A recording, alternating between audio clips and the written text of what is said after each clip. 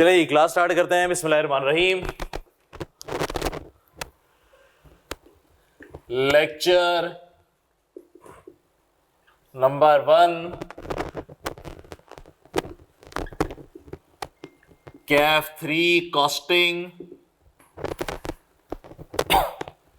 जी जनाब, हम लोग अपनी चैप्टर स्टार्ट करेंगे आज बेसिक कॉस्टिंग, और हम लोग पढ़ रहे हैं जनाब सितंबर 24 अटेम्प्ट के लिए। इंशाल्लाह इसी अटेम्प्ट में हम लोग पास करेंगे। चलिए सबसे पहले थोड़ा हेलो हाय कर लेते हैं। मेरा नाम तलहा शाहिद है और मैं केएनएस के अंदर कैफ 3 और कैफ 6 का सब्जेक्ट पढ़ा रहा हूँ, और कोई तकरीबन जो है वो मैं केएनएस से पढ़ा रहा हूँ 2016 से। हाँ, 2016 से मैं पढ़ा रहा हूँ। और कॉस्टिंग जो मैंने पहले पेपर होता था FAR 1 जो अभी भी है, उसके अंदर पहले कॉस्टिंग एक पोर्शन होता था, वो मैं पढ़ा रहा था। फिर उसके बाद से जो है तकरीबन 4-5 अटेम्प्ट से मैं पूरा कॉस्टिंग का पेपर पढ़ा रहा हूँ। कॉस्टिंग और MFA जब से ही नई स्कीम आई आप लोग ही ना, जिसमें कैफ 8 तक के पेपर हो गए।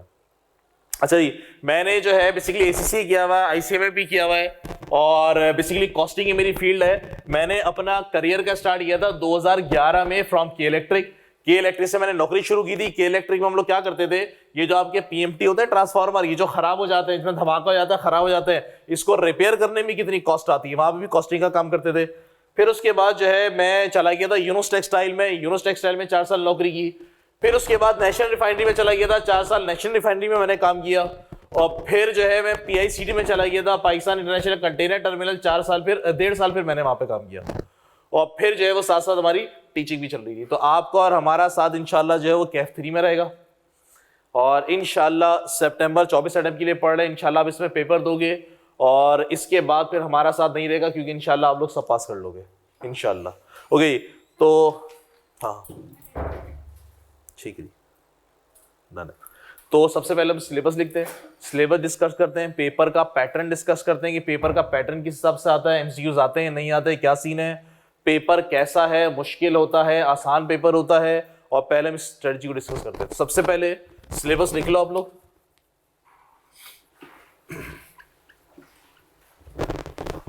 फिर हम इसका पढ़ने का तरीका डिसाइड करते हैं कि हमने इसको पढ़ना कैसे है।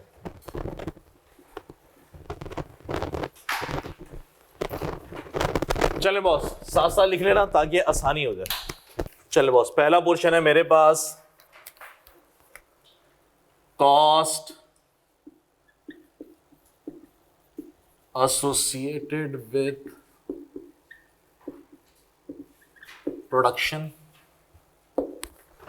और ये हमारे पास तकरीबन एग्जाम में 35 से 45 मार्क्स का आएगा।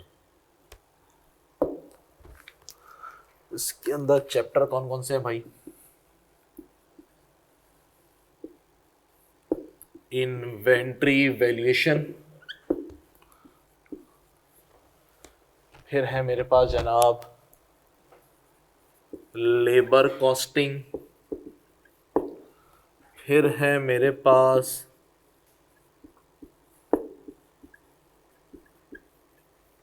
फैक्ट्री ओवरहेड, फिर है मेरे पास एक्टिविटी बेस्ड कॉस्टिंग, फिर है मेरे पास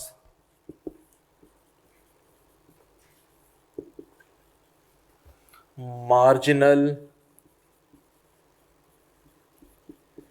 एंड एब्जॉर्प्शन कॉस्टिंग, फिर है मेरे पास job order costing,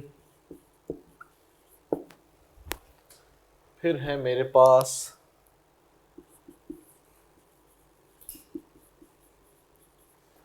cost flow to production, second है मेरे पास कॉस्ट फ्लो, 20 से 30 मार्क्स।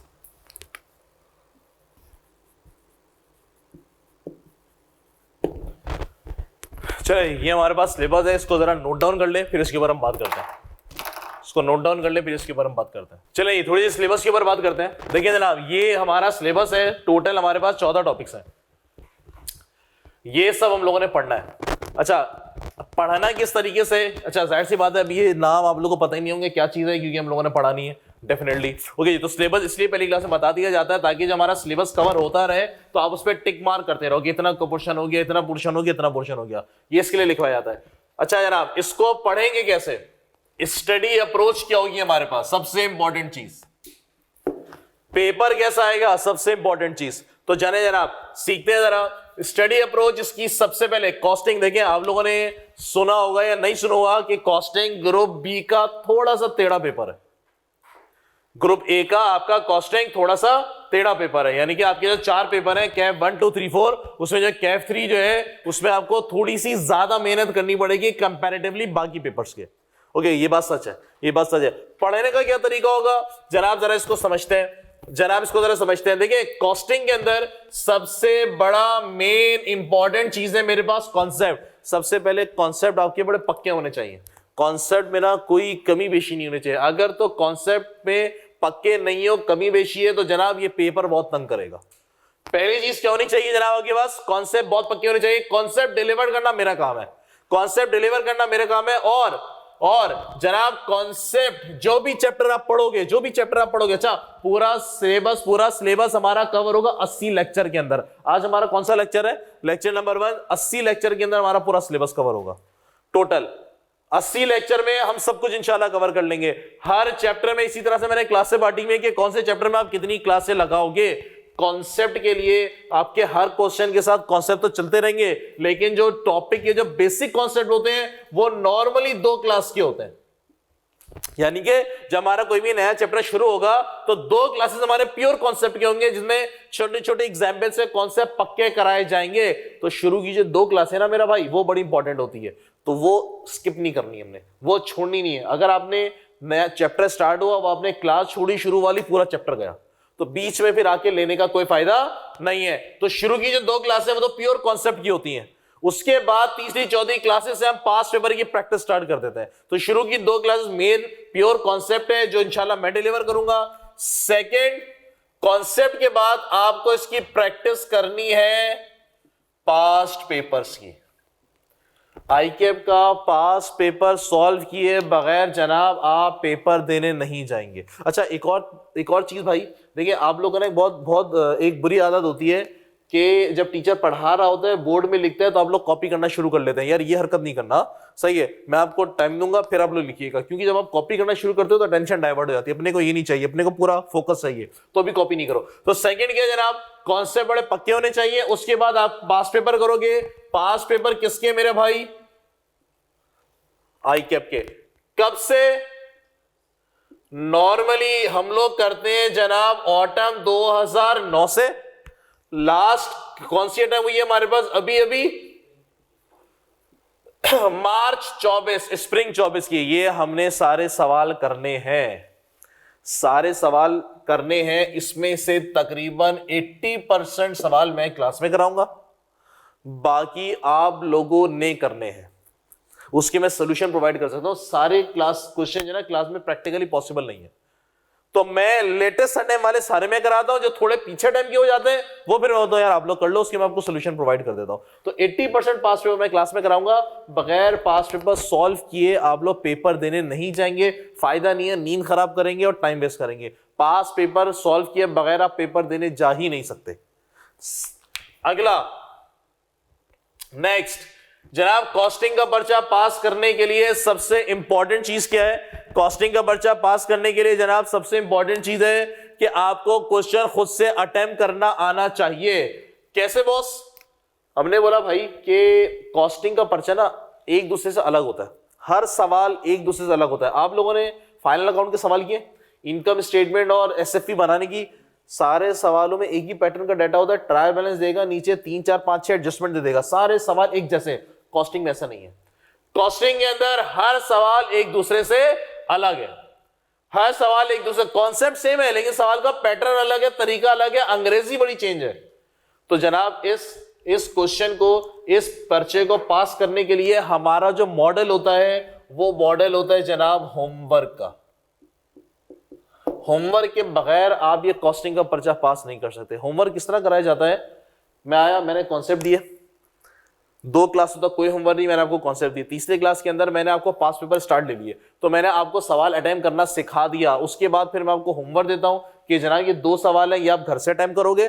मुझे पता है कि आप लोग गलत करोगे, मुझे पता है कि आप लोग गलत करोगे, लेकिन मैं आपको बोलूंगा सर आप सॉल्व करके आइए, 50% सही होगा, शुरू में 10-20% सही होगा, फिर जैसे जैसे लेक्चर हमारे बढ़ते जाएंगे आपकी एफिशिएंसी बढ़ती जाएगी, फिर आप 30-40-50% सही करोगे, फिर एट लास्ट जब आपका 80 लेक्चर हो जाएगा तो आप 80-90% सही करोगे, 100% तब भी सही नहीं हो रहा होगा।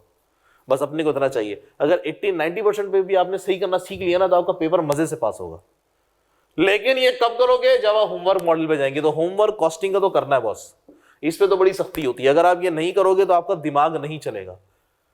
चौथी चीज जनाब, आपको थोड़ी बहुत मैथ्स भी आनी चाहिए, थोड़ी बहुत आपको मैथ्स भी आनी चाहिए। सर कैसी maths? For example integration, derivative, ये सारी चीजें नहीं, वो मुश्किल वाली साइंस वाली मैथ्स नहीं, बल्कि कैसी मैथ्स? फॉर एग्जांपल जनाब मैंने बोला कि आपने जो है वो अज्यूमिंग आपने मैंने बोला सर कि 4 अंडे मिल रहे हैं 10 रुपए के, 4 अंडे मिल रहे हैं 10 रुपए के, 12 अंडे कितने के होंगे? इस किस्म की मैथ्स चाहिए मेरे को। ये आपने 30 रुपए कैसे निकाला? 10 रुपए को डिवाइड किया होगा 4 रुपए से, फिर मल्टीप्लाई किसे कर दिया? 12 से, ऐसा किया ना? ऐसी मैथ्स चाहिए मेरे को बस। अगर ऐसी मैथ्स आपको आती है, ऐसा दिमाग चलता है, तो सर आपका कॉस्टिंग का पर्चा पास हो सकता है। बात समझ में आई सबको मेरे भाई? पक्का? सर एक और चीज, रीजन ऑफ फेलियर, ये पर्चा क्यों फेल होता है? इसका रिजल्ट जो है ना लास्ट टाइम अच्छा नहीं था। ओवरऑल जो आईकेप का रेशो आता है उसमें कॉस्टिंग का पर्चा लास्ट टाइम जो है ना वो मुश्किल नहीं था। लास्ट टाइम मार्च वाली की बात नहीं कर रहा, उससे पिछले वाले एग्जाम टाइम उसका रिजल्ट रेशो अच्छा नहीं था, क्योंकि पेपर थोड़ा सा मुश्किल आया था। एक्सपेक्ट ये किया जा रहा था कि अभी जो मार्च टाइम आएगी वो थोड़ी हल्का पेपर बनाएगा, वो भी ऐसी नहीं हुई है, वो भी खतरनाक पेपर आया। तो अब ये माइंड में बैठा लेंगे कॉस्टिंग का पर्चा जो है ना मुश्किल आएगा। अब वो आसान वाला दौर खत्म, बीच में इन्होंने 2-3 साल आसान निकाले हैं, तकरीबन 5-6 टाइम इन्होंने बहुत आसान दिए, अब वो दौर खत्म हो गया। अब आपको थोड़ा बढ़कर आना पड़ेगा, थोड़ी बढ़ के तैयारी करनी पड़ेगी, फिर जाके पर्चा निकलेगा। ओके, पांचवी चीज क्या होती है भाई? जो रिकॉर्डेड लेक्चर है। अच्छा, हमारे पास बहुत सारे स्टूडेंट है ना रिकॉर्डेड होते हैं, तो रिकॉर्डेड वाले सुन ले मेरे दोस्त, मेरे भाई, खुदा के वास्ते ये हरकत मत करना, पेंडिंग लेक्चर वाली हरकत मत करना। पेंडिंग लेक्चर गए तो बस छोड़ दो, फीस भरने नहीं जाओ, लेक्चर हाथों हाथ निपटाने। एक और गलती मेरे दोस्त, लेक्चर लेना किस पे? नॉर्मल स्पीड पे। ये जो 1.5 और 1.25 जो 2x चल पड़ा है ना, खुदा के वास्ते छोड़ दो ये हरकत। आपके ज्यादा से ज्यादा 15 से 20 मिनट सेव होंगे, इससे ज्यादा कुछ नहीं होगा। 15-20 मिनट में क्या कर लोगे भाई? सवाल ये है, कुछ भी नहीं कर पाओगे ना। 15-20 मिनट क्या कर लोगे? कुछ भी नहीं। वो आप शॉर्ट देखेंगे, 15-20 मिनट यूं निकल जाएंगे। वो तो एक नशा अजीब चढ़ गया हम लोगों ना। तो भाई खुदा के वास्ते, कोफ्त होती है, अजीब हो रहा होता है ना, ऐसा लगता है पता नहीं यार क्या हो रहा है, ये दुनिया इतनी स्लो क्यों हो गई, हम इतने फास्ट क्यों हैं। कोई बात नहीं, हमने जज्बात पे काबू पाना भाई, सही है, लेकिन नॉर्मल स्पीड पे। ये रिकॉर्डिंग वाले खास तौर पे। अच्छा, फिर बच्चा क्या बोल रहा होता है? बोलता है आपके कॉन्सेप्ट में नॉर्मल पे लेता हूं, लेकिन जब आप क्वेश्चन सॉल्व कराना शुरू करते हैं ना, तो फिर मैं इसको 1x और 1.5 और 2x पे लेता हूं। भाई एग्जाम में क्वेश्चन तो सॉल्व करना है यार, कोई बेसिक कॉन्सेप्ट थोड़ी आते हैं एग्जाम के अंदर भाई।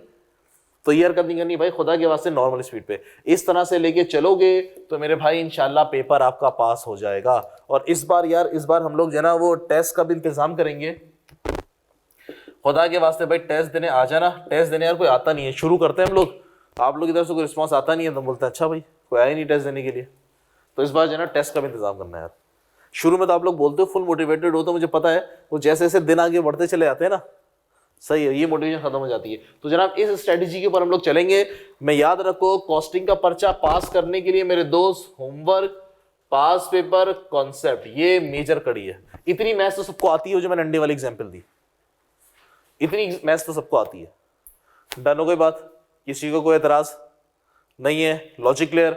चले सर हम लोग जरा पेपर को शुरू करते हैं कि पेपर हमारा है क्या। किसी ने कोई सवाल हवाले तो पूछ लें, और भाई खुदा के वास्ते ये बड़ा फोकस करना है। अच्छा एक चीज और भाई, कॉस्टिंग का पर्चा ना, कॉस्टिंग का पर्चा डेली पढ़ा जाता है। ऐसा नहीं कर सकते आप कि आपने आज पढ़ा, बंद किया, अगले दिन आगे क्लास में खुल रहा है। अगर आप इस स्ट्रेटजी पे पढ़ रहे हो ना तो सर आप गलत फील्ड में आ गए। इस स्ट्रेटजी में यूनिवर्सिटी वाले पढ़ते हैं, आप नहीं पढ़ सकते। आपने अगर पढ़ा, आज का लेक्चर लिया, गए घर गए आराम किया, फिर आपने घर जाके उसको एक नजर देखा, लाजमी एक नजर देखोगे तो कल की क्लास समझ में आएगी, नेक्स्ट क्लास समझ में आएगी, वरना अगली क्लास में आप बिल्कुल हवाई जहाज बनोगे, कुछ पल्ले नहीं पड़ेगा। तो ये कॉस्टिंग में वैसे बहुत सारी चीजें यार, बहुत कॉन्सेप्ट है। डर हो गई बात। पेपर की अगर मैं बात करूं मेरे भाई, तो इस पेपर का दुख ये है, वो तो पता ही आप लोगों को जनाब 100 मार्क्स का पेपर है, 50 नंबर आपने लेने हैं पास होने के लिए। और मजे की बात है बॉस, एमसीक्यूज नहीं है इसके अंदर। जो आपको आसरा हो जाता था ना 10-15 मार्क्स का, सही है, वो आसरा इसमें नहीं है। तो एमसीक्यूज नहीं है इसके अंदर। हाँ जी, प्रैक्टिकल है, थ्योरी है सर, इसका 95% कैलकुलेशन है। लास्ट टाइम जो पेपर आया वो 100% कैलकुलेशन में आया, 100% कैलकुलेशन में आया। मतलब समझो कि जो थ्योरेटिकल है ना वो 2-3 मार्क्स की कभी आ गई तो आ गई, और जो थ्योरी आती है वो नॉर्मल आपके जो कॉन्सेप्ट होते हैं उसी की इंटरप्रिटेशन आ जाती है। सर पढ़ेंगे कैसे, मटेरियल आप क्या प्रोवाइड करेंगे? जनाब हमारी अपनी बुक है, हमारी अपनी एक बुक है, वो आपको दी जाएगी। उसके अंदर हमने प्रैक्टिस क्वेश्चन भी डाले, कॉन्सेप्ट वाले क्वेश्चन भी डाले, और पास पेपर भी सारे डाल दिए, सारे पास पेपर। तो पास पेपर के लिए इधर-उधर भागने की जरूरत नहीं है, इसी के अंदर सब कुछ आपको मिल जाएगा। पास पेपर हमने टॉपिक वाइज कर दिए ताकि आपको जो ना एक जब टॉपिक कर रहे हो तो उसी के सारे पास पेपर आपको मिल जाए। डन है बॉस। तो ये हमारी पढ़ने की स्ट्रेटजी होगी, इस तरह से हम लोग पढ़ेंगे। होमवर्क मॉडल बड़ा जरूरी है भाई, अगर आप होमवर्क नहीं करोगे, पेंडिंग लेक्चर जाओगे, तो आप खतरे की तरफ आ जाएंगे। आप लोगों को आइडिया हो चुका होगा कि कॉस्टिंग के अंदर बाकी पर्चों से ज्यादा मेहनत करनी है, सुनकर आए होगे। एग्रीड। चलो इसको कॉपी करो, फिर हम लोग जरा चैप्टर स्टार्ट करते हैं कि आज पढ़ते हैं कि आज हमारा सब्जेक्ट है क्या, सब्जेक्ट के बारे में डिस्कशन करते हैं। चले बॉस, सुनेंगे। पेपर है हमारा जनाब कॉस्ट एंड मैनेजमेंट अकाउंटिंग। जी सर, ये ले लियो। चले सर, हमारा पेपर है boss cost and management accounting, short form में इसको क्या कहा जाता है? सीएमए। सुनेंगे बॉस। अभी हम जरा सब्जेक्ट को समझते हैं कि सब्जेक्ट मेरे पास है क्या, इस सब्जेक्ट में हमने पढ़ना क्या है। जनाब अकाउंटिंग का मतलब क्या है?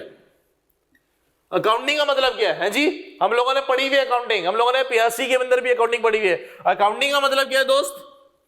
आसान अल्फाजों में अगर बोले तो रिकॉर्डिंग ऑफ, क्या मतलब मेरे भाई, क्या मतलब मेरे भाई? रिकॉर्डिंग ऑफ ट्रांजैक्शन, मतलब किसी भी ट्रांजैक्शन को रिकॉर्ड करने को हम अकाउंटिंग कहते हैं। भैया ट्रांजैक्शन का मतलब क्या होता है दोस्त? ट्रांजैक्शन का मतलब बिजनेस में कोई भी इवेंट, कोई भी काम, कोई भी एक्टिविटी परफॉर्म हो रही है, उसको हम लोग ट्रांजैक्शन कहते हैं। बोले तो आपने कोई माल खरीदा, इन्वेंट्री खरीदी, इन्वेंट्री बेची, सैलरी पे की, इलेक्ट्रिसिटी आपने पे की, रेंट एडवांस में पे कर दिया, ये सारी की सारी क्या मेरे पास? ट्रांजैक्शन। क्या क्या ट्रांजैक्शन है जनाब?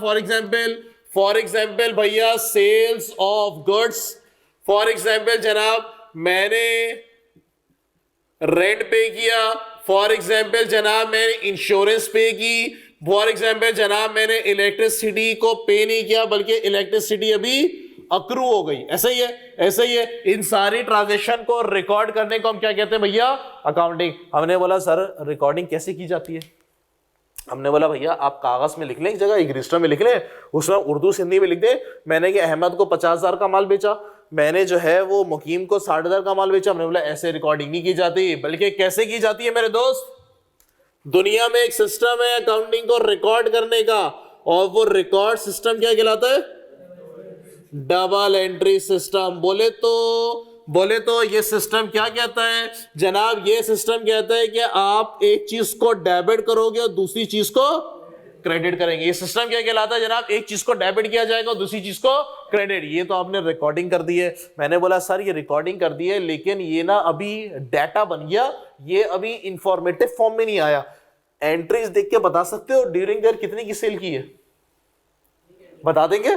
कैलकुलेटर उठाएंगे, प्लस करना शुरू कर देंगे, पर्चे पलटते रहेंगे, कैलकुलेटर प्लस कर देंगे। मैंने कहा ख्वार ये नहीं है। बिल्कुल है सर, थोड़ा आसान ले करें ना इसको थोड़ा समराइज करें। रिकॉर्डिंग तो कर दी आपने, इसके बाद अब इसको जरा समराइज करें। तो समराइज करने के लिए तुम क्या करते हो? सारी सेल को एक जगह पे ले लो, सारे परचेज को एक जगह ले लो, एक्सपेंसेस इंश्योरेंस को एक जगह पे ले लो। उसको तुम क्या नाम देते थे? लेजर या फिर टी अकाउंट। ऐसे ही होता था। एक सेल का टी अकाउंट बनता था, एक कैपिटल का बनता था, एक कैश का बनता था, एक बैंक का बनता था, सारे कैश की ट्रांजेक्शन है एक जगह। एग्री करते हो? एग्री करते हो? हमने बोला सर और ज्यादा समराइज करें, तो आप बोलते थे जनाब सबका एक लाइन आइटम क्लोजिंग बैलेंस उठा के एक जगह पे लिख दो, सबका उसका नाम क्या होता था? Trial balance. क्या सबको बातें समझाई? आपने यहाँ पर रिकॉर्डिंग की और यहाँ पे आपने इसको समराइज करना शुरू कर दिया। मैंने बोला बॉस ट्रायल बैलेंस आपके सामने आ गया, ट्रायल बैलेंस में क्या लिख कर आ रहा है? कैश का बैलेंस इतना है, बैंक का बैलेंस इतना है, सेल इतनी हुई है, परचेज इतनी है, रेंट एक्सपेंस इतना, सैलरी एक्सपेंस इतना। मालिक को आपने, ऑनर को आपने, मैनेजमेंट को आपने वो ट्रायल बैलेंस दिखाया, किस काम का? उससे कोई इंफॉर्मेशन आ रही है? इंफॉर्मेशन नहीं आ रही है। ऑनर क्या बोलेगा? बोलेगा बता भाई साल गुजर गया, प्रॉफिट कितना आया? क्या ट्रायल बैलेंस देख के प्रॉफिट बता सकते हो? ना।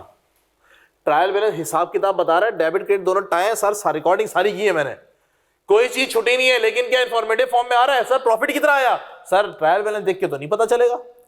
अच्छा ये बताओ हमारी टोटल लायबिलिटी कितनी है? ट्रायल बैलेंस देख के तो पता नहीं चलेगा। इसका मतलब ये हुआ आपका कुछ इंफॉर्मेटिव रिपोर्ट्स बनानी पड़ेंगी, जिससे आपको प्रॉफिट का पता चले, लॉस का पता चले, लायबिलिटी का पता चले। ये रिपोर्ट्स मेरे पास क्या कहलाती हैं? Financial statement. ऐसा ही है? ऐसा ही है मेरे भाई। सर इस फाइनेंशियल स्टेटमेंट के अंदर क्या होता है? दो शॉर्टकट लिखूंगा मैं। इस फाइनेंशियल स्टेटमेंट के अंदर होता है इनकम स्टेटमेंट, प्रॉफिट या लॉस। ऐसा ही है। इस फाइनेंशियल स्टेटमेंट के अंदर है स्टेटमेंट ऑफ फाइनेंशियल पोजीशन, जिसको बैलेंस शीट कहा जाता था पहले जमानों में। ऐसा है। इसके अंदर होता है जनाब स्टेटमेंट ऑफ कैश फ्लो। ऐसा ही है। इसके अंदर होता है जनाब statement of changes in equity. ऐसा ही है, शॉर्टकट लिख रहा हूं मैं, statement of changes in equity. और मेरे पास डिस्क्लोजर। क्या सबों को बातें समझ में आ रही हैं? है मेरे दोस्त, क्या सबों को बातें समझ में आ रही है? मैंने बोला सर ये काम है। मैंने बोला भाई ये काम करेगा कौन? कौन सी टीम ये काम करेगी? जनाब ये काम जो टीम करेगी, जो लोग ये काम करेंगे, उन लोगों को, उस टीम को मैं कहता हूं फाइनेंशियल अकाउंटिंग वाले। क्या कहता हूं मेरे दोस्त? फाइनेंशियल अकाउंटिंग वाले। ये लोग क्या काम करते हैं? इनका काम है रिकॉर्डिंग ऑफ ट्रांजैक्शन करना। जो इवेंट गुजर गया, सेल हो गई, रिकॉर्ड कर लो। माल खरीद लिया, रिकॉर्ड कर लो। महीना पूरा हो गया, तनख्वाह दी या नहीं दी, रिकॉर्ड कर लो। ऐसा ही है, रेंट एडवांस में पे कर दिया, रिकॉर्ड कर लो। ये काम किसका है दोस्त? फाइनेंशियल अकाउंटिंग वालों का। क्या सबों को बातें क्लियर हो रही है? और आपकी आईकेएफ में इसकी पढ़ाई कहां कहां कराई जाती है?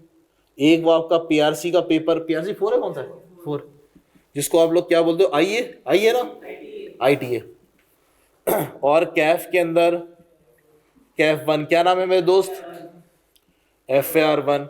और कैफ 5, क्या नाम है मेरे भाई? FAR 2। और ओए सब पता है भाई, ओए भाई। और MSA। अबे भाई इतनी सादा अकाउंटिंग पढ़ाई जा रही है रिकॉर्डिंग के लिए। क्या सबों को बात समझ में आई? अपना स्कोप ये नहीं है, अपने को ये नहीं पढ़ना। ये तुम लोग पढ़ लो बाकी जगहों से, एग्रीड? अपने को ये नहीं पढ़ना। फिर क्या पढ़ना है अपने को? आओ जी, अपने को पढ़ना क्या वो सीखता है, वो सीखता है। अपने को ये नहीं पढ़ना। रिकॉर्डिंग ऑफ ट्रांजैक्शन क्या हो गया, डेबिट मार दो, क्रेडिट मार दो, अपने का ये काम नहीं है। अपना क्या काम है, ये सीखते हैं जनाब। हमने बोला मेरे भाई मैनेजमेंट क्या होता है दोस्त? मैनेजमेंट कौन होता है? अब अपने काम की चीज। सर मैनेजमेंट कौन होती है? ऑर्गेनाइजेशन के बड़े लोग। कह सकता हूं मैं? मैनेजमेंट का मतलब क्या होता है भाई? ये करता धरता लोग है, ये वो जो ऑर्गेनाइजेशन को चला रहे हैं, ऑर्गेनाइजेशन के बड़े लोग। ऑर्गेनाइजेशन के बड़े लोग बोले तो सीईओ, बोले तो सीएफओ, बोले तो डायरेक्टर्स। ऐसा ये कंपनी के बड़े लोग हैं मेरे भाई। इन बड़े लोगों का काम क्या होता है मेरे दोस्त? इन बड़े लोगों का काम क्या होता है? इन बड़े लोग कोई काम नहीं करते। ये बड़े लोग कोई काम नहीं करते, बल्कि बड़े लोग क्या करते हैं दोस्त? Decision making. काम कौन करता है? वर्कर्स। काम करवाता कौन है? मैनेजर्स। इनका काम क्या? सिर्फ और सिर्फ फैसले लेना, डिसीजन मेकिंग लेना। फॉर एग्जाम्पल किस किस्म की डिसीजन मेकिंग? सुनो जी, हमने बोला भाई एक फैक्ट्री है J. वाले, टेक्सटाइल है, ओके जी, गारमेंट फैक्ट्री है, J. वाले शर्ट वर्ट बना के बेच रहे हैं। J. वाले अपनी प्रोडक्ट बना रहे हैं, मार्केट के अंदर बेच रहे हैं, दुकानें खुली हुई कमा रहे हैं, हिसाब किताब चल रहा है, घर भर चल रहा है उनका। उनके पास एक ऑर्डर आता है चेस की तरफ से। चेस वालों ने बोला देखो 14 अगस्त आ रही है, उस 14 अगस्त में हमें कोई टी शर्ट्स बनवानी है, उसमें 14 अगस्त झंडा वंडा लगा हुआ, ये डिजाइन है, ये शर्ट बना के दे देना। अच्छा जी, कितनी की दोगे भाई, कितनी की बना के दोगे? तो जे डॉट वाले ने पूछा यार ये बताओ ये अभी का काम है या ये लाइफ टाइम सारी जिंदगी दोगे? हमने बोला भाई अभी की बात करो, लाइफ टाइम की बात नहीं है, अभी का ऑर्डर बताओ। इसका मतलब जे डॉट वाले के पास ये वन ऑफ ऑर्डर आया, एग्री करते हैं, अपना काम चल रहा है, उसका अपनी दुकान चल रही है, अपनी फैक्ट्री चल रही है, ये हवाई रोजी आई है, वन ऑफ ऑर्डर आया। मैनेजमेंट की डिसीजन मेकिंग, सर इस ऑर्डर को हम एक्सेप्ट करें या फिर रिजेक्ट करें। बात समझ में मैंने क्या? मैनेजमेंट ये डिसीजन मेकिंग लेती है जिसको हम लोग बोलते हैं फॉर एग्जांपल स्पेशल ऑर्डर या फिर वन ऑफ ऑर्डर, हवाई रोजी। सेकंड जनाब, हमने बोला भाई डिसीजन मेकिंग सीख रहे हैं, हमने बोला बॉस के फॉर एग्जांपल सैमसंग कंपनी है, एप्पल वाले, सैमसंग वाले क्या कर रहे हैं सर? सैमसंग वाले अपना मोबाइल फोन बना रहे हैं और मार्केट के अंदर बेच रहे हैं। उस मोबाइल फोन के अंदर क्या क्या लग रहा होता है? उस मोबाइल फोन के अंदर कैमरा है, सर्किट है, आईसी है, बैटरी है और पता नहीं क्या कुछ है। उसके अंदर एक ऑपरेटिंग सिस्टम भी है जिसको आप लोग क्या बोलते हैं? एंड्रॉइड। ऐसा ही है, एंड्रॉइड सैमसंग वालों का अपना है। किसका है बॉस? क्या सैमसंग वाले खुद नहीं बना सकते? पैसा नहीं है इनके पास? है, पैसा तो है मेरे दोस्त। क्या दुनिया के टॉप क्लास इंजीनियर को अपने पास रिक्रूट नहीं कर सकते? बिल्कुल कर सकते हैं बॉस, लिंक कर नहीं रहे। कर सकते नहीं कर सकते? कर सकते हैं, लेकिन कर नहीं रहे। तो जनाब इसका मतलब ये हुआ कि ये अपने प्रोडक्ट के अंदर कुछ कंपोनेंट को मेक कर रहे हैं और कुछ चीजों को ये बाय कर रहे हैं। किसको मेक करें, किसको बाय करें, बॉस इनका काम है। सैमसंग के अंदर कैमरा किसका है बॉस? सैमसंग खुद बनाती है, कैनन वायरस से खरीदती है? सवाल है, खरीदती है क्या? खुद नहीं बनाते? बना देते हैं यार, पैसे की कमी है क्या? जो बोलो प्लांट जहां दिल चाहे लगा दे, इतना पैसा इनके पास, दुनिया की अमीर तरीन कंपनीज में आती है, पाकिस्तान से ज्यादा पैसा इनके पास। ऐसा ही है, एप्पल के पास बहुत ज्यादा, इंडिया से ज्यादा पैसा है इनके एक कंपनी के पास। तो जनाब ये डिसीजन मेकिंग है, इसको बनाए या खरीदें, क्या कौन करेगा? ये लोग करेंगे। एक और डिसीजन मेकिंग, फॉर एग्जाम्पल हम लोग जाते हैं पेट्रोल भरवाने के लिए, तो जनाब हमें दो किस्म का पेट्रोल मिलता है, एक नॉर्मल वाला और एक हाई ऑक्टेन पेट्रोल। बना कौन रहा है? National refinery, Pakistan refinery, oil refinery वाले। हम लोग पेट्रोल बेचें, पेट्रोल बनाए, या हम लोग हाई ऑक्टेन वाला बना के बेचें? फैसला कौन करेगा? मैनेजमेंट का। आप मैं तो नहीं करेंगे, वर्कर तो नहीं करेंगे, कौन करेंगे सर? ये लोग करेंगे। इस डिसीजन मेकिंग को क्या कहा जाता है? Further process. बात समझ आ रही है मैं क्या कहना चाह रहा हूं भाई? बात समझ आ रही है बॉस मैं क्या कहना चाह रहा हूं? जनाब ये डिसीजन मेकिंग कौन कर रहा होता है? मैनेजमेंट कर रहा होता है। ये कैसे डिसीजन मेकिंग करेंगे? कोई नया प्रोडक्ट लॉन्च करना है, कोई न्यू प्रोडक्ट लॉन्च करना है। फॉर एग्जांपल जनाब आज से पहले कोई 8-10 साल पहले सिर्फ मार्केट में एक ही आइसक्रीम होती थी, वॉल्स आइसक्रीम। फिर उसके बाद हमें 8-10 साल पहले एक और आइसक्रीम नजर आना शुरू हो गई, ओमोर के नाम से। ओमोर ज्यादा पुरानी नहीं है, अगर तुम लोग अभी नजर, सर किसकी है वो? एंग्रो फूड्स वालों की। ये एंग्रो फूड्स वालों की, जो मालिकों ने, सेठ ने, ऑनर ने, सीईओ ने जो मार्केट में ये जो ओमोर आइसक्रीम लॉन्च की, कैसे लॉन्च की होगी? फैमिली के साथ जा रहे होंगे, उन्होंने आइसक्रीम खाई, उनके बच्चे ने बोला, जिद की कि हमने आइसक्रीम खानी है, उसके बच्चे को उसने आइसक्रीम दिलाई, उसके जहन में आइडिया आया कि चलो यार हम भी आइसक्रीम बनाते हैं। क्या ऐसे किया होगा उसने? है ऐसे तो नहीं किया होगा ना यार, ऐसी बातें तो फिल्मों के अंदर थी, प्रैक्टिकली तो ऐसे नहीं किया होगा। इसका मतलब किसी ने वर्किंग बना के दी होगी, भाई देखो आइसक्रीम बनाओगे इतना फायदा होगा, इतनी सेल होगी, इतनी कॉस्ट होगी, पूरी वर्किंग चाहिए ना यार। ये जो डिसीजन मेकिंग करेंगे, आंख बंद करके डिसीजन मेकिंग कर देंगे, है इनके सामने एक वर्किंग दोगे तो इनको डिसीजन मेकिंग करना आसान हो जाएगी। मैंने एग्जांपल ली थी अभी जनाब के जे डॉट वाले के पास एक ऑर्डर आया, जे डॉट वाले अपने कुर्ते कपड़े बना के मार्केट में बेच रहे हैं। जे डॉट वाले के पास एक ऑर्डर आया, किस चीज का? टी शर्ट का ऑर्डर आया कि सर हम टी शर्ट बना के मार्केट के अंदर बेचें। सर डिसीजन मेकिंग कौन करेगा? ये करेंगे। क्या आंख बंद करके डिसीजन मेकिंग करेंगे? नहीं यार, उनके सामने कुछ रिपोर्ट्स बना के दो, कुछ नंबर्स प्रेजेंट करो ताकि उनको डिसीजन मेकिंग करना आसान हो जाए। किस किस्म की, कैसे नंबर दोगे उनको? सुनना, आप अगर उनको ऐसे बना के दो, sales less cost, sales less cost. कितनी शर्टों का ऑर्डर आया? फॉर एग्जाम्पल सर एक शर्ट का ऑर्डर आया, फॉर एग्जाम्पल 1000 शर्ट का ऑर्डर आया। चेज वालों ने बोला सर हम आपको एक शर्ट के 500 रुपए देंगे, हम आपको एक शर्ट के 500 रुपए देंगे। तो कुल कितने पैसे मिलेंगे दोस्त? हैं जी, बोलो मेरे भाई, 5 लाख। ऐसा। इस शर्ट को बनाने के लिए लड़के क्या क्या चाहिए मुझे? इस शर्ट को बनाने के लिए मुझे फैब्रिक चाहिए। इस शर्ट को बनाने के लिए मुझे क्या चाहिए? फैब्रिक, कपड़ा। ओके, पक्की बात है। इस कपड़े को हम मटेरियल कहते हैं, लेकिन अभी मैं ये टर्मिनोलॉजी यूज नहीं कर रहा क्योंकि तुम लोग कॉस्टिंग फर्स्ट टाइम पढ़ो, ऑल्दो तुम लोग पीआरसी के थोड़ी सी पढ़ के आ चुके हो। ओके, लेकिन मैं एज्यूम कर रहा हूं तुम लोगों ने बिल्कुल नहीं पढ़ी, तो मैं भी टर्मिनोलॉजी यूज नहीं कर रहा। शर्ट को सीने के लिए तुम्हें क्या खरीदना पड़ेगा? 1000 शर्ट के लिए जो तुम फैब्रिक कपड़ा खरीदोगे जनाब, उसके ऊपर कॉस्ट आएगी अज्यूमिंग 200 रुपए का। एक फैब्रिक की कॉस्ट कितनी है? 200 रुपए। मेरे भाई इसको सिएगा कौन? मजदूर। फ्री में तो काम नहीं करेंगे, हैं जी। ये लोग पर शर्ट पहनने सीने के पैसे ले रहे हैं, पर शर्ट सीने के पैसे लेंगे जनाब। कितने पैसे लेंगे? 100 रुपए। तो मटेरियल की मद में कितने पैसे चले गए? 2 लाख। लेबर में 1 लाख। फिर जनाब ये शर्टें सिलेंगी कहां पे? फैक्ट्री के अंदर सिलेगी, तो भैया बिजली का बिल भी तो आएगा। फिर सीने के बाद इस्त्री करोगे तो इस्त्री के से भी तो बिजली का बिल आएगा। और जो जगह है वहां पे कहीं आग आग ना लग जाए तो उसकी इंश्योरेंस भी तो कराई हुई है। इसका मतलब अदर खर्चे। और कौन से खर्चे?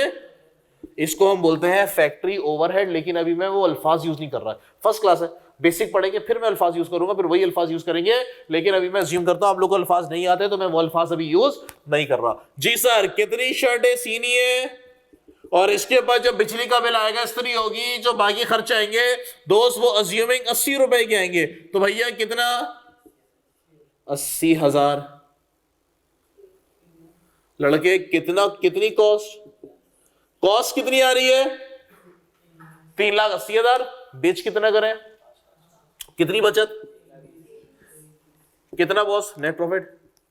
अब मैनेजमेंट को फैसले लेने में आसानी होगी, हाँ या ना? पहले हवाई फैसला कर रहे थे, आंख बंद करके, कुछ अता पता नहीं ताल्लुकात की बेस पे। अब उनको फैसला करने में आसानी होगी, हाँ या ना? Agreed, agreed. जब मैनेजमेंट को हम ये रिपोर्ट प्रेजेंट करेंगे, सर देखें इस ऑर्डर को हमने एक्सेप्ट कर लिया, तो अपन को कितना फायदा हो जाएगा?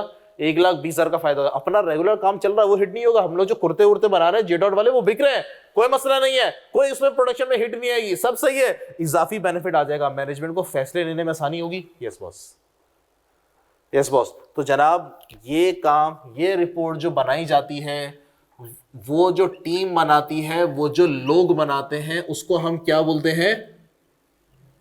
मैनेजमेंट अकाउंटिंग वाले। क्या सबों की बातें समझ में आई? तो जनाब मैंने आपके कंपनी के अंदर 2 डिपार्टमेंट बना दिए अकाउंट्स के अंदर। एक डिपार्टमेंट कौन सा आया? एक डिपार्टमेंट कौन सा? बोलेगा सर माल बेच दो, मैं रिकॉर्ड कर दूंगा, डेबिट क्रेडिट मार दूंगा। इसका काम क्या है? Recording of transaction, debit credit. ये क्या करता है बॉस? दूसरा डिपार्टमेंट। ये जो लोग हैं ये काम करते हैं किनके लिए? मैनेजमेंट के लिए, ताकि मैनेजमेंट को डिसीजन मेकिंग करना आसान हो जाए। क्या सबको को बातें समझ आ रही है? एक शर्ट पे कितनी कॉस्ट आ रही है? फैब्रिक की कितनी? 100। लेबर की कितनी? 100। ये 200, ये 100, ये कितनी? 80। जनाब ये डाटा कहां से आया? ये डाटा कहां से आया? हमने बोला सर फैब्रिक कौन सी किस्म का? 36 किस्म के फैब्रिक होते हैं। कॉटन है, पॉलिस्टर है, पता है हम लोग को भाई। कॉटन भी अच्छा वाला, बुरा वाला, और पता नहीं कौन कौन से किस्म के होते हैं। कौन सा वाला भाई? कॉटन भी 36 किस्म के होते हैं। इसमें कौन सी वाली रुई लगी है, क्या लगा है, कौन से मुल्क की है, कितनी महंगी है, ये इंपोर्टेड कॉटन है या लोकल कॉटन है, ये भी तो 36 किस्म के होते हैं। भैया ये डाटा किसने दिया? यस, हमने बोला बॉस एक डिपार्टमेंट हमने और क्रिएट कर दिया। एक डिपार्टमेंट हमने और क्रिएट कर दिया जिसका नाम मैंने क्या दे दिया? जिसका नाम मैंने दे दिया मेरे भाई कॉस्ट अकाउंटिंग डिपार्टमेंट। इसका काम क्या है बॉस? इसका काम होता है एक यूनिट बनाने पे कितनी कॉस्ट आ रही है। इसका काम होता है एक यूनिट बनाने पे कितनी कॉस्ट आ रही है। और ये ज्यादातर काम ये कॉस्टिंग वाले, ये कॉस्ट डिपार्टमेंट वाले क्या करते हैं? एक कुर्सी बनाने पे कितनी कॉस्ट आई? लकड़ी कौन सी किस्म की लगी? शीशम की लकड़ी अलग, उसका रेट अलग। ये लकड़ी कहां से आई है? ये लेबर कौन सी वाली है सर? एक होती है नाड़ी लेबर, सस्ती मिल जाती है, एक होती है स्किल्ड लेबर, महंगी मिलती है बॉस। कौन से एक यूनिट बनाने में कितनी कॉस्ट? ये काम किसका मेरे पास? कॉस्टिंग डिपार्टमेंट का। तो मैंने अकाउंट्स डिपार्टमेंट के अंदर 3 डिपार्टमेंट तोड़ दी, तीन टीमें तोड़ दी। एक टीम का नाम मैंने क्या दे दिया? रिकॉर्डिंग करता रहेगा, डेबिट क्रेडिट मारता रहेगा एज पर IFRS, जो तो आप लोग पढ़ोगे पर्चों के अंदर। एक क्या करता रहेगा मेरे पास? मैनेजमेंट वालों को इंफॉर्मेशन प्रोवाइड करता रहेगा ताकि उनको डिसीजन मेकिंग करना आसान हो जाए। एक क्या करेगा सर? एक यूनिट बनाने पे कितनी कॉस्ट आ रही है, कॉस्टिंग करता रहेगा। फॉर एग्जाम्पल हम लोग जाते हैं आइडियाज गुल अहमद, कपड़े वपड़े खरीदने, शर्ट वर्ट खरीदने, एक शर्ट कोई 1800 की है, कोई 2200 की है, कोई 3000 की है। भाई ये क्या सीन है भाई, एक पैसे क्यों नहीं है? सवाल हम लोग बोलते हैं इसकी क्वालिटी अलग है। क्वालिटी बोले तो उसके अंदर कॉटन अच्छे किस्म की लगी हुई है, बुरे किस्म की लगी हुई है, वो इस्त्री ज्यादा हुआ है, वो लो इस्त्री वाला, मतलब क्वालिटी का फर्क है। क्वालिटी का फर्क है बोले तो कॉस्ट का फर्क है। उस शर्ट पे कम कॉस्ट लगी, उस शर्ट पे ज्यादा कॉस्ट लगी, ये काम कौन कर रहा है बॉस? कॉस्टिंग वाला। तो इसकी तो जरूरत है ना भाई मेरे पास। क्या सबों को बातें समझ में आई? तीनों डिपार्टमेंट का रोल समझ में आ गया, तीनों डिपार्टमेंट का रोल समझ में आ गया। अब सवाल ही पैदा होता है यार, किसी भी ऑर्गेनाइजेशन के अंदर ना रोजाना मैनेजमेंट की डिसीजन मेकिंग नहीं होती है। क्वार्टरली होगी, वीकली होगी, मंथली होगी, एनुअली होगी, रोजाना का तो काम नहीं है। तो ये लोग क्या करेंगे? ठंड मचाएंगे पूरे महीने ठंड मचाएंगे। इनका कोई काम नहीं। सुबह 9 बजे आके बैठे हुए, मैनेजमेंट की तरफ से कुछ आएगा डिसीजन मेकिंग के लिए तो काम करेंगे, वरना बैठे हुए। ऐसे तो नहीं चल सकता। फिर क्या किया जाता है जनाब? नॉर्मली अकाउंट्स डिपार्टमेंट के अंदर दो डिपार्टमेंट बनाए जाते हैं, एक फाइनेंशियल वाला और दूसरा कॉस्ट एंड मैनेजमेंट अकाउंटिंग वाला। दोनों से एक ही काम करवाया जाता है। इनसे ये काम तो करवाया जाता है, एक यूनिट पे कितनी कॉस्ट है, इन्हीं से ये वाला काम भी करवाया जाता है, मैनेजमेंट अकाउंटिंग वाला। तो दो डिपार्टमेंट आपको कॉर्पोरेट के अंदर नजर आते हैं, एक फाइनेंशियल अकाउंटिंग वाला या जिसको हम लोग रिपोर्टिंग डिपार्टमेंट भी कहते हैं, दूसरा हमारे पास cost and management accounting department, इसको प्लानिंग डिपार्टमेंट भी कहा जाता है, बजटिंग डिपार्टमेंट भी कहा जाता है। क्या सबों को बातें समझ में आई? हमें क्या पढ़ना है? Cost and management accounting. बोले तो एक यूनिट बनाने पे कितनी कॉस्ट आ रही है, एक कुर्सी बनी इसकी कॉस्ट कितनी है, एक फोन बना उसकी कॉस्ट कितनी है, उस पर क्या लगा होगा फोन बनने में। सैमसंग वाले ने लॉन्च किया सर नया फोन, कौन सा फोन आया इनका, जो भी आया है, ओके जी, नया फोन उन्होंने लॉन्च किया सर, इसको कितने का लॉन्च करें? लॉन्च करने से पहले भैया कॉस्ट तो बता, किसी पे कॉस्ट कितनी है ये। फिर कॉस्टिंग वाले बताएंगे सर इस पे बैटरी इतने की है, इस पे जो है चार्जर इतने का है, इसका एंड्रॉइड वाले इतने पैसे ले रहे हैं, और इसके सर कैमरा इतने का है, आईसी इतने की, अलग अलग अलग सारी कॉस्ट ऐड कर रहे होंगे। उसमें फिर अपना एक रीजनेबल प्रॉफिट रख के मार्केट के अंदर उसको बेच रहे होंगे। ये जो कॉस्ट ऐड कर रहा होगा मेरे दोस्त, ये कौन सा डिपार्टमेंट कर रहा होगा? कॉस्ट अकाउंटिंग वाला। क्या सबों को बातें समझ में आई? कोई कंफ्यूजन किसी को? हमें हमारा सब्जेक्ट समझ में आ गया कि हमने इस सब्जेक्ट में पढ़ना क्या है। हमें इस सब्जेक्ट के अंदर कॉस्ट एंड मैनेजमेंट पढ़नी है, कॉस्ट की पर यूनिट भी निकाल के देनी है और मैनेजमेंट के लिए डिसीजन मेकिंग करनी है। मैंने सिलेबस में जो तीसरा वाला पार्ट लिखवाया था, ये सारा किसका है? मैनेजमेंट अकाउंटिंग वाला है। कितने मार्क्स लिखवाए मैंने? 30 से 40 मार्क्स। और लास्ट अटेम्प्ट जो हुई है इसके अंदर ये भर कर आया, मतलब तबियत से है तो है, बस क्या करें भाई, हमें क्या पता था क्या आएगा। लेकिन उसने अपने रेशियो से तो डाइवर्ट नहीं किया ना, उसने तो वही रेशियो दिया ना यार। उसने ना सीवीपी दिया ना इन्वेंट्री मैनेजमेंट दिया, उन सबको उसने रेलेवेंट में डाल दिया। डन है भाई, चले इसको कॉपी करेंगे फिर हम थोड़ा आगे बढ़ते हैं। चले बॉस, डन। तो मेरे भाई आज की क्लास हमारी थोड़ी शॉर्ट थी, असर का भी टाइम हो रहा है, फिर उसके बाद घर भी जाना है, रोजे का भी टाइम हो रहा है। तो आज की क्लास को फिर हम इंशाल्लाह ये तक रखते हैं, फिर हम इंशाल्लाह कल की बात को यहीं से फिर हम लोग कंटिन्यू करेंगे। डन है बॉस, कल हमारी टाइमिंग सेम है, सेम टाइमिंग। ओके भाई, किसी को कोई सवाल है तो मुझसे पूछ सकता है, फिर इंशाल्लाह आपसे कल मुलाकात होगी। अल्लाह हाफिज।